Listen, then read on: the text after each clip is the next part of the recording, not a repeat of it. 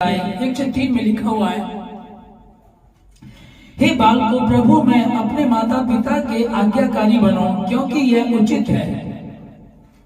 अपनी माता और पिता का आदर कर, यह पहली आज्ञा है, जिसके साथ प्रतिज्ञा भी है कि तेरा भला हो और तू धरती पर बहुत दिन जीवित रहे।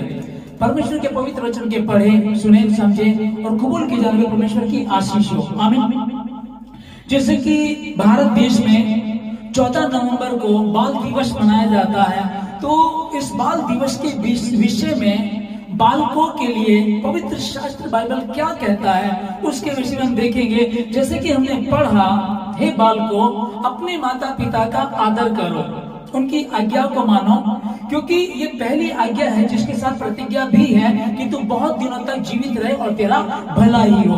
तो आज्ञा के विषय में हम पहले व्यक्ति को पढ़ते हैं, जैसे उत्पत्ति 22 अध्याय में 7 वचन को जब पढ़ते हैं कि अब्राहम से परमेश्वर ने बात की और अब्राहम को परमेश्वर ने कहा कि अब तेरा जो इकलौता बेटा उसे ले और उसकी बलि दे दे। वो उस अपने बेटे इसहाक को लेकर के चलता है आगे, बलि के लिए भेड़ का है। तब उसका पिता इब्राहिम उससे कहता है कि बलि का इंतजाम परमेश्वर कर देगा।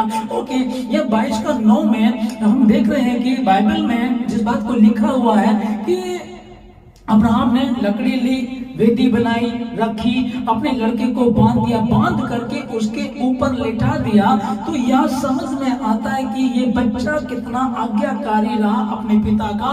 यार ऐसा कुछ लिखा नहीं डिटेल में कि ये बच्चा शोर मचा रहा था, ये अपने पिता का विरोध कर रहा था, पिताजी आप तो मुझे बांध रहे, पिताजी आपने तो मुझे लेटा दिया है। और यहाँ तक कि इसके पिता ने छुरी भी उठा ली। ये कोई ऐसी डिटेल यहाँ लिखी हुई नहीं है। तो इसका मतलब क्या हुआ, यही कि ये बच्चा इसहाक आज्ञाकारी बना रहा। और दूसरे व्यक्ति को हम एक लूका की पुस्तक में 15 अध्याय 12 और 13 में जब पढ़ते हैं, लिखा है कि एक पिता था, उसके 2 पुत्र थे।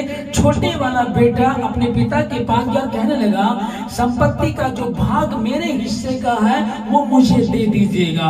और काफी इसने विरोध किया होगा, काफी भला बुरा बोला होगा, लोगों ने इसको भड़काया होगा। ये इसका पिता दुखी होकर के, परेशान होकर कहता ठीक है, उसकी संपत्ति उसको दे देता है। तब ये दूर देश जाता है, दूर देश जाकर के ये अपनी सारी संपत्ति को जितना भी इसके पास होता है अय्याशी में उड़ा देता है।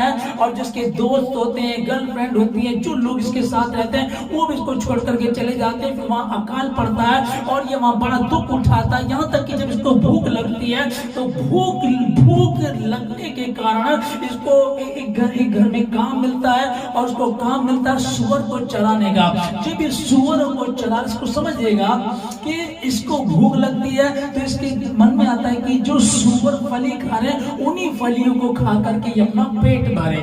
आप इसको समझिएगा कि आज्ञाकारी होना और अनाज्ञाकारिता का कारण समझिएगा कि जब हम इसहाक की आज्ञाकारिता को देख रहे हैं तो वहां हमें गर्व होता है कि उसने अपने पिता की आज्ञा को माना। उसको एक भली पत्नी रिबेका मिली और उसका नाम जब जब हम प्रार्थना करते हैं कहते हैं अब्राहम, इसहाक और याकूब का परमेश्वर। तो आज तक उसके नाम को जो आज्ञाकारी बना रहा उसको हम